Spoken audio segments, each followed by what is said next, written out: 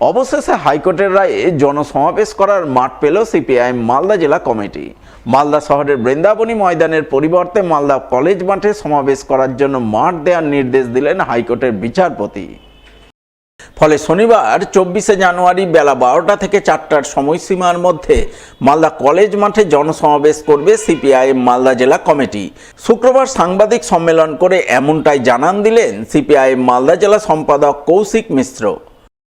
গতকাল আমাদের হাইকোর্টে যে মামলাটা ছিল আগামী 24 তারিখ আগামীকাল বৃন্দাবনী ময়দানে মাঠ চেয়ে আমরা প্রশাসনের কাছে আবেদন করেছিলাম। প্রশাসনের সম্পূর্ণ অসহযোগিতার কারণে আমরা হাইকোর্টে যেতে বাধ্য হই। হাইকোর্ট অনেক সওয়াল জবাবের পর প্রায় 4টা হিয়ারিং করে অবশেষে হাইকোর্ট মালদা কলেজ মাঠে আমাদেরকে মিটিং করার অনুমতি দিয়েছে।